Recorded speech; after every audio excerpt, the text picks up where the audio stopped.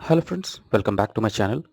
In this video tutorial, I will show you how to fix Mongil still start dive game crashing or crashing at startup, not loading, lagging, freezing, low FPS or other issues on Android phone. So the very first method, what you need to do is to restart your phone. So for that, press the volume up plus power button and here you have to select swipe to restart. The process may differ from phone to phone. You simply have to restart your phone once and after that launch the game and check.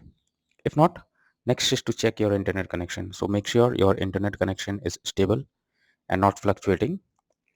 If you are using mobile data, go to Wi-Fi, or if you are using Wi-Fi then restart your router once and then move to mobile data, or do vice versa and then check if the game is launching or not.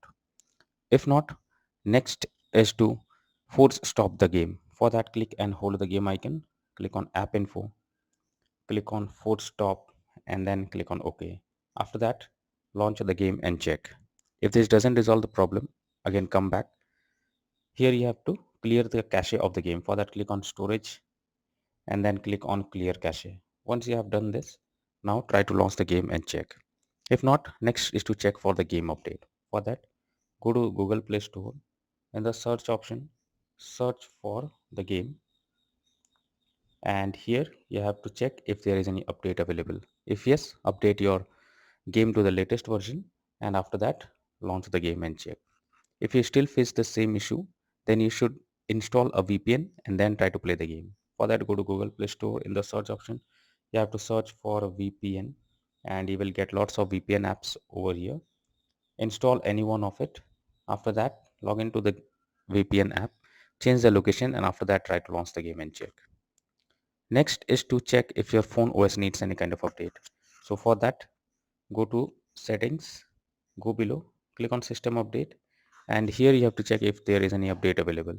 If yes, update your phone OS to the latest version and then try to launch the game and check.